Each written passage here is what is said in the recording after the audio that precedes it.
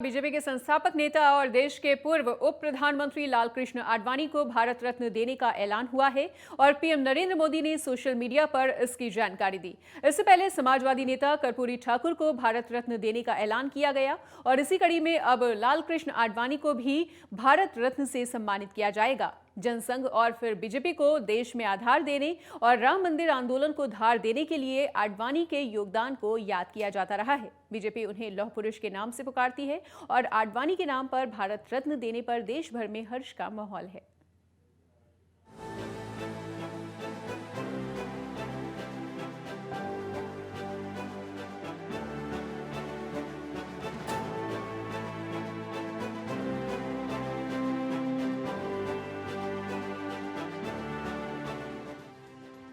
BJP के संस्थापक नेताओं में एक और देश के पूर्व उप प्रधानमंत्री लालकृष्ण आडवाणी को भारत रत्न से सम्मानित किया जाएगा। 96 वर्ष की उम्र में उन्हें देश के सबसे बड़े नागरिक सम्मान से सम्मानित किया जाएगा। पीएम मोदी ने सोशल मीडिया पर इसकी जानकारी देते हुए कहा कि आडवाणी जी का मार्गदर्शन हमेशा मिलता रहा। प्रधानमंत्री नरेंद्र मोदी ने सोशल मीडिया पर आडवाणी के साथ अपनी 2 तस्वीरें शेयर की और लिखा, मुझे यह बताते हुए बहुत खुशी हो रही है कि लालकृष्ण आडवाणी जी को भारत रत्न से सम्मानित किया जाएगा। मैंने उनसे बात भी की और उन्हें सम्मान दिए जाने पर उन्हें बधाई भी दी। देश के विकास के लिए उनका योगदान कोई भूल नहीं सकता। उन्होंने जमीनी स्तर से काम शुरू किया था और वे देश के उप प्रधानमंत्री पद तक पहुंचे। आडवाणी भारत रत्न पाने वाले बीजेपी के दूसरे नेता हैं। आडवाणी 50वें ऐसे व्यक्ति हैं जिन्हें भारत रत्न दिया जाएगा।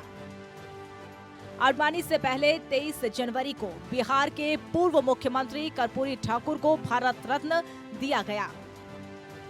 इसी कड़ी में अब भारत रत्न के लिए आडवाणी को सम्मानित किए जाने का ऐलान हुआ।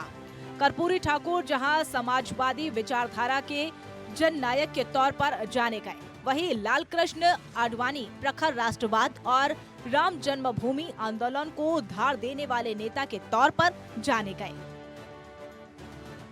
आडवाणी देश के कुशल प्रशासक, राजनीतिक चिंतक, लेखक के तौर पर जाने लगे। पहले जनसंघ और फिर बीजेपी के संगठन आधार को मजबूत करने में उनका अहम योगदान रहा। खासकर राम मंदिर आंदोलन के प्रमुख चेहरों में लालकृष्ण आडवाणी का नाम प्रमुखता से लिया जाता है।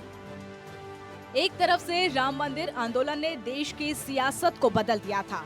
तब बीजेपी के दिग्गज नेता लालकृष्ण आडवाणी ने 1990 में सोमनाथ से अयोध्या के लिए रथ यात्रा शुरू की थी। हालांकि लालू प्रसाद यादव सरकार ने उन्हें गिरफ्तार कर दिया था, लेकिन इस समय तक उनकी यात्रा अपना संदेश जन जन तक दे चुकी थी। उनके नेतृत्व में राम मंदिर आंदोलन शुरू हुआ। जनसंघ और फिर बीजेपी की शीर्ष स्तर पर त्रिमूर्ति में अटल बिहारी वाजपेयी, लालकृष्ण आडवाणी और मुरली मनोहर जोशी का नाम शामिल है। अटल बिहारी वाजपेयी के मंत्रिमंडल में बतौर उप प्रधानमंत्री, गृह मंत्री और जनता पार्टी में मोरारजी देसाई के मंत्रिमंडल में बतौर सूचना प्रसारण मंत्री के उनके कार्यकाल को याद किया जाता है।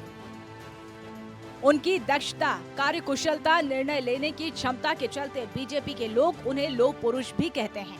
जमीनी स्तर से उठकर देश के उप प्रधानमंत्री बनने तक का सफर, उनके संघर्ष, योगदान को याद किया जाता है।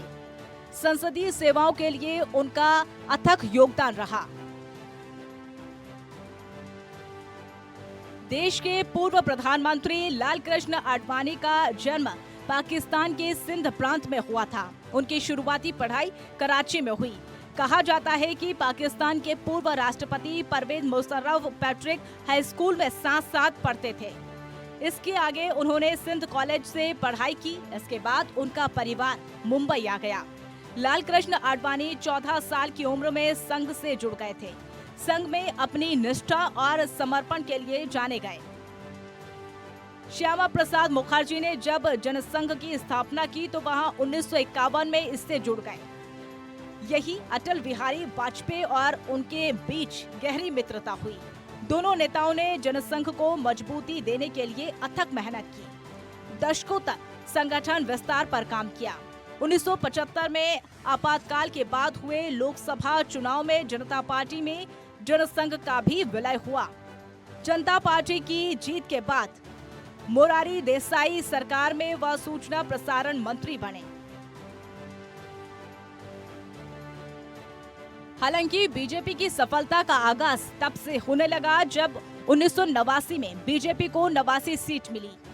1996 में वाजपेयी के नेतृत्व में पहली बार सरकार बनी, लेकिन यह सरकार 13 दिन तक चली। 1998 में बीजेपी को 81 सीटें मिली। वाजपेयी के नेतृत्व में दोबारा एनडीए की सरकार बनी।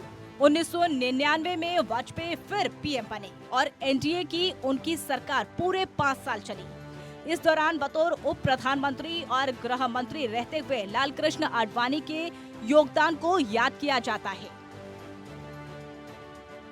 2014 में एनडीए की सफलता और 2019 में बीजेपी का अपने स्तर पर लोकसभा चुनाव में 303 सीट हासिल करने का मुकाम भी पीछे मुड़कर संघर्षों के उन चिन्हों को देख रहा है जहां आडवाणी ने इसके लिए अथक संघर्ष किया। 2014 में एनडीए की सफलता और 2019 में बीजेपी का अपने स्तर पर लोकसभा चुनाव में 303 सीट हासिल करने का मुकाम के पीछे मुड़कर संघर्ष के उन चिन्हों को भी देखा जा रहा है जहां आडवाणी ने इसके लिए अथक संघर्ष किया। यही वजह है कि प्रधानमंत्री नरेंद्र मोदी ने इस अवसर पर उन्हें बधाई दी और भावुकता के साथ उन्हें याद किया। Desk report.